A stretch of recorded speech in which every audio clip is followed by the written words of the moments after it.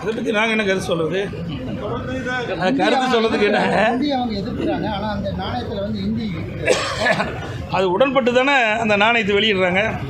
திராவிட முன்னேற்ற கழகம் திரு ஸ்டாலின் திமுக தலைவராக இருக்கார். அந்த நாணயம் வெளியிடுகின்ற பொழுது அது இந்தியில் வரும்னு அவருக்கு தெரியும். அதுக்கு உடன்பட்டு தான் அந்த நாணயத்தை வெளியிடுறார். ஆக இதிலிருந்து நான் எண்ணி பாருங்க, தமிழ் தமிழ் என்று மூச்சுக்கு 300 தடவை சொல்லுகின்ற ஸ்டாலின் இன்றைக்கு இந்திக்கு ஏன் இவ்வளோ முக்கியத்துவம் கொடுக்குறாரு?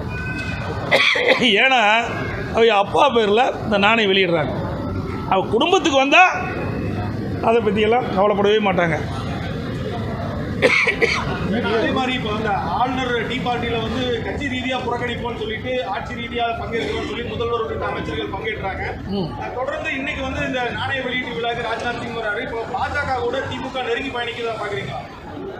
நாங்கள் ஏற்கனவே பல முறை சொல்லிக்கிட்டேன், திமுகவும் பாரதிய ஜனதாவும் ரகசிய உறவு இருப்பதாக சொல்லி கொண்டிருந்தோம். எங்களுடைய நிர்வாகிகளும் சொல்லிட்டு தான் இருந்தாங்க. இப்போ ஊடகம் நம்ம பத்திரிகை நண்பர்களுமே நீ கேள்வி கேட்க ஆரம்பிச்சிட்டிங்க. ஆக பாரதிய ஜனதா கட்சிக்கும் திமுகவும் ரகசிய உறவு இருப்பது என்றது வெட்ட வெளிச்சமாகிவிட்டது. சில விளக்கத்தை மட்டும் நான் இந்த நேரத்தில் சொல்கிறேன். இந்த தேநீர் விருந்தை பற்றி நீங்கள் கேட்டுக்கிறீங்க. ஆர்எஸ் பாரதி திமுகவுடைய அமைப்புச் செயலாளர் திரு ஆர்எஸ் பாரதியோடு ஒரு அறிக்கை வெளியிட்டார். திராவிட முன்னேற்ற கழகம் மேலக ஆளுநர் கொடுக்கின்ற தேநீர் விருந்தில் கலந்து கொள்ளாது. ஆகஸ்ட் 15ஆம் தேதி அதற்காக ஒவ்வொரு ஆண்டும் மேதக ஆளுநர் அவர்கள் தேநீர் விருந்து கொடுப்பது வழக்கம். அந்த அடிப்படையில் இந்த ஆண்டு கொடுப்பதாக அறிவித்தார்.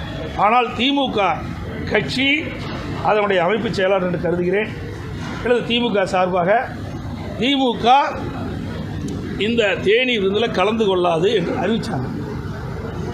இதற்கு பிறகு திரு அண்ணாமலை பாரதிய ஜனதா கட்சியுடைய தலைவர், நாங்கள் 100 ரூபா நாணயம் திரு கருணாநிதியுடைய 100ஆண்டு விழாவில் 100 ரூபா நாணயம் வெளியிடுறாங்க, அதில் நாங்கள் கலந்துக்கிறோம், நீங்களும் மேதக ஆளுநர் கொடுக்கின்ற தேநீர் விருந்தில் போய் கலந்துக்குன்னு சொன்னார்.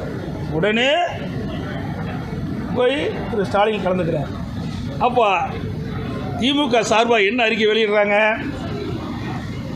அரசாங்கம் கலந்துக்கும், திமுக கலந்துக்காதுங்கிறாங்க. வேடிக்கையாக இருக்குது. திமுகனா யார்? திரு ஸ்டாலின் தான் திமுக கட்சியினுடைய தலைவர். திரு துரைமுருகன் தான் திமுக கட்சியுடைய பொதுச் செயலாளர். ஆக தலைவரும் கலந்துக்கிறாரு, பொதுச் செயலாளரும் கலந்துக்கிறாரு. ஆக திமுக கலந்து கொண்டதில்லை.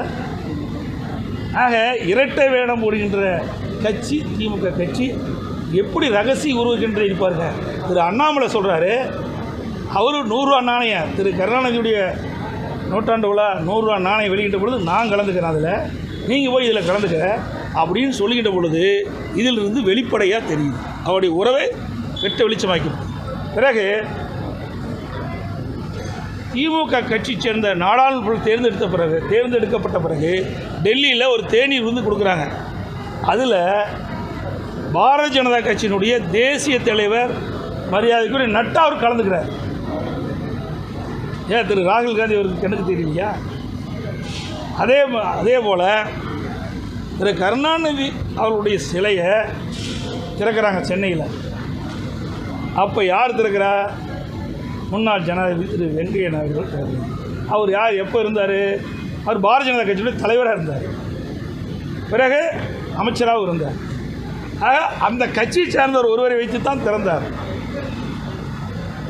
எண்ணி பாருங்கள், அனைத்து இந்திய அண்ணா திராவிட முன்னேற்ற கழகம் ஆட்சி இருக்கின்ற பொழுது, பொன்மனச்செம்மல் புரட்சித் தலைவர் எம்ஜிஆருடைய 100ஆண்டு விழா வருகின்ற பொழுது அதை கொண்டாடுகின்ற விதமாக நாங்களும் 100 ரூபா நாணயம் வெளியிட்டோம். அப்போ நாங்களே வெளியிட்டோம். பாரதிய ஜனதா கூட்டணி இருக்கும்போது கூட நாங்கள் கூப்பிடல. ஆக இவர்கள் திரு கருணாநிதி அவர்களுடைய 100ஆண்டு விழாவை கொண்டாட வேண்டும் என்பது அவருடைய விருப்பம். 100 ரூபா நாணயம் வெளியிடுவது அவருடைய விருப்பம். ஆனால் வெளியிடுவது யார் என்று தான் கேள்வி. ஏன் திரு ராகுல் காந்தி கூப்பிட்டு வந்து இதை வெளியிட்டுக்கலாம்ல? இதிலிருந்து திராவிட முன்னேற்ற கழகம் பாரதிய ஜனதாவும் ரகசிய உறவு இருப்பது வெட்ட வெளிச்சமாகிறது.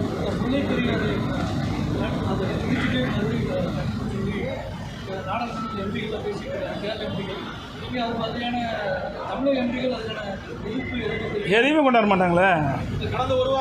ஆக நல்லா எண்ணி பாருங்க, அனைத்து இந்திய அண்ணா திராவிட முன்னேற்ற கழக அரசு இருக்கின்ற பொழுது சரி, அனைத்து இந்திய அண்ணா திராவிட முன்னேற்ற கழக நாடாளுமன்ற உறுப்பினர் 37 பேர் இருந்தாங்க. காவிரி நதிநீர் பிரச்சனை வந்தது, உச்சநீதிமன்றம் தீர்ப்பு கொடுக்கப்பட்டு விட்டது. அந்த நிலையில் மத்திய அரசு அந்த தீர்ப்பு அமல்படுத்துவது காலதாமதம் செஞ்சது. உடனடியாக அனைத்து இந்திய அண்ணா திராவிட முன்னேற்ற கழக நாடாளுமன்ற 37 பேர் உச்சநீதிமன்ற தீர்ப்பை அமல்படுத்த வேண்டும் அப்படி என்று குரல் கொடுத்து 22 நாட்கள் நாடாளுமன்றத்தில் ஒத்தி வைத்தோம். ஏன் இப்போ எடுக்க மாட்டேங்கிறாங்க? திரு ஸ்டாலின், திராவிட முன்னேற்ற கழகம், அவருடைய கூட்டணி வச்சு சேர்ந்தவர்கள் 39 பேர் தமிழ்நாட்டில் தேர்ந்தெடுத்துருக்காங்க. என்ன பண்ணிட்டு இருக்கிறாங்க? அந்த கேரளா மாநிலத்தைச் சேர்ந்த நாடாளுமன்ற அங்கே அவருக்கு சாதகமாக குரல் கொடுக்குறாங்க அந்த அரசுக்கு. ஏன் தமிழ்நாட்டில் இருக்கிற நாடாளுமன்ற குரல் கொடுக்குது? எப்பவுமே தமிழ்நாட்டை பற்றி கவலைப்படாத கட்சி தான் திமுக கட்சி. இது கருணாநிதியுடைய குடும்பம். கேரளாவில் கடந்த ஒரு வாரமாக எம்பிக்கள் உட்பட அந்த மாநில அமைச்சர்கள் இந்த விஷயத்தை ரொம்ப வலுவாக எடுத்துகிட்டு போயிட்டு இருக்காங்க. வயநாடு நிலச்சரிவோட ஒப்பிட்டு முல்லை பெரியாறு பலவீனமாக இருக்குன்னு சொல்லிட்டு இருக்காங்க. ஆனால் தமிழகத்தில் ஒரு எதிர்ப்பு குரல் கூட இன்னும் இல்லை அப்படிங்கிற ஒரு அனைத்து இந்திய அண்ணா திராவிட முன்னேற்ற கழக அரசு இருக்கின்ற பொழுது அணை எந்த அளவுக்கு பலமாக இருக்கின்ற என்பதெல்லாம் உறுதி செய்யப்பட்டு விட்டது. இதற்காக உச்சநீதிமன்றம் ஒரு அமைப்பை ஏற்படுத்தியிருக்கின்றது. மத்தியில் இருக்கிற அதிகாரிகள், கேரளாவில் இருக்கின்ற பொதுப்பணித்துறை அதிகாரிகள், தமிழ்நாட்டில் இருக்கின்ற பொதுப்பணித்துறை அதிகாரிகள் இன்றைக்கு ஒவ்வொரு குறிப்பிட்ட காலத்திலும் இந்த அணையை ஆய்வு செய்து அணையினுடைய உறுதித்தன்மை இன்றைக்கு உறுதிப்படுத்திட்டு இருக்கிறாங்க. அதனால் வேண்டுமென்றே திட்டமிட்டு அந்த அணைக்கு ஏதாவது ஒரு பாதிப்பை ஏற்படுத்த வேண்டும் என்பதற்காக கேரளா இருக்கின்ற அங்கே இருக்கின்ற நாடாளுமன்ற அங்கே இருக்கின்ற அரசு ஏதாவது ஒரு காரணத்தை சொல்லிட்டு இருக்குது. அதெல்லாம் உண்மையல்ல. ஏற்கனவே அனைத்து இந்திய அண்ணா திராவிட முன்னேற்ற கழக அரசு இருக்கின்ற பொழுது உச்சநீதிமன்ற தீர்ப்பின் அடிப்படையில் அணையை பலப்படுத்தி 142லிருந்து 152 உயர்த்தலாம் என்று குறிப்பிட்டு விட்டது. அணையை பலப்படுத்துகின்ற முயற்சியில் ஈடுபடுகின்ற பொழுது கேரள அரசுக்கு தடையாக இருந்தது. அதனால் அந்த அணையை முழுமையாக நாங்கள் அதை பலப்படுத்த முடியாத ஒரு சூழ்நிலை ஏற்பட்டது. இன்னைக்கு கூட கேரள இணையமைச்சர் சுரேஷ் கோபி வந்து அணையை பார்வையிட்டு பார்த்துருக்காரு. பார்க்கும்போது இன்னொரு பேரிடரை வந்து தாங்கிக்கிற சக்தி கேரளாவுக்கு இல்லை, இந்த டீகமிஷன் பண்ணணும் அப்படிங்கிற மாதிரியான ஒரு அது என்ன வேணாம்னு சொல்லலாம். ஆனால் உச்சநீதிமன்றம் என்ன தீர்ப்பு கொடுத்துருக்குது? ஏற்கனவே உச்சநீதிமன்றம் அமைத்த குழு ஆராய்ந்து உறுதித்தன்மை உறுதிப்படுத்தி விட்டது. அதற்காக ஒரு குறிப்பிட்ட 3 மாதமோ 4 மாதத்துக்கு ஒரு தடவை நான் குறிப்பிட்டவாறு இன்றைக்கு மத்தியில் இருக்கின்ற அந்த மத்திய அரசு நியமிக்கப்பட்ட அதிகாரிகள், கேரள அரசில் இருக்கின்ற பொதுப்பணித்துறை அதிகாரிகள், தமிழ்நாட்டில் இருக்கின்ற அரசுடைய பொதுப்பணித்துறை அதிகாரிகள் எல்லாம் நேரடியாக அணைக்கு சென்று உறுதித்தன்மையை ஆய்வு செய்து கொண்டிருக்கின்றார்கள். அணையை பலுப்படுத்துவதற்கு உரிய நடவடிக்கை நம்ம எடுக்கப்பட்டு விட்டது. அதிமுக அரசு இருக்கின்ற பொழுது அதுக்கு உறுதித்தன்மையை உறுதிப்படுத்துவதற்கு உண்டான நடவடிக்கைகள் எடுக்கப்பட்டு அணை பலமாக உறுதியாக இருக்கின்றது. கேரள அரசியல் கட்சிகளுடைய நிலைப்பாட்டுக்கு அதிமுகவுடைய நிலைப்பாடு நாங்கள் ஏற்கனவே தெளிவாக சொல்லிட்டோமே. வேண்டுமென்றே திட்டமிட்டு ஒரு தவறான இன்றைக்கி பிரச்சாரத்தை மேற்கொண்டிருக்காங்க. இது கண்டிக்கத்தக்கது. இரு மாநிலம் இன்றைக்கு சுமூகமான உறவு இருக்கின்ற இந்த காலகட்டத்தில் வேண்டுமென்றே திட்டமிட்டு கேரள அரசு, கேரளாவில் இருக்கின்ற அமைச்சர்களோ நாடாளுமன்றங்களோ இப்படிப்பட்ட கருத்தை சொல்வது வருந்தத்தக்கது. இது இன்றைக்கு 5 மாவட்ட மக்களுடைய ஜீவாதார பிரச்சனை, உயிர்நாடி பிரச்சனை. இந்த தென் மாவட்டத்தில் இருக்கிற 5 மாவட்ட மக்களுக்கும் இன்றைக்கு விவசாயத்திற்கு குடிப்பதற்கும் நீர் ஆதாரமாக இருப்பது முல்லை பெரியாறு அணையினுடைய நீர். இது அனைவருக்கும் தெரியும். சார், இந்த விஷயத்தில் திமுக மற்றும் திமுக கூட்டணியில் இருக்கக்கூடிய கட்சிகள்லாம் அமைதி காத்து இருக்கிறாங்க. அதை நீங்கள் எப்படி பார்க்குறீங்க? அவர் எதையுமே பேச மாட்டேங்கிறாங்களே. ஏதோ போராட்டம், அதாவது திமுக கூட்டணியில் அங்கமிக்கின்ற கட்சியெல்லாம் திமுகவோடு இணைஞ்சிக்கணும். அதுக்கு தனித்தன்மையே கிடையாது. மக்களுடைய பிரச்சனை இவ்வளோ இருக்கும்போது ஏதாவது குரல் கொடுக்குறாங்களா? சொல்லுங்கள் பார்க்கலாம். அந்த முல்லை பெரியார் பிரச்சனையாக இருந்தாலும் சரி, போக்குவரத்து தொழிலாளருடைய பிரச்சனையாக இருந்தாலும் சரி, விலைவாசி விண்ணை முட்டுகின்ற அளவுக்கு உயர்ந்தாலும் அதை பற்றி கவலை இல்லை. சட்ட ஒழுங்கு தமிழகத்தில் சீர்கட்டாலும் அதை பற்றி கவலை இல்லை. அவர்களுக்கு வேண்டியது அதிகாரம், பதவிகள். அதற்காக கூட்டணியில் அங்கம் வைக்கின்றார்கள். இதுதான் கூட்டணி கட்சியுடைய நிலைப்பாடு. அனைவருக்கும் நன்றி. திட்டம் தந்த தலைவர் எடப்பாடியா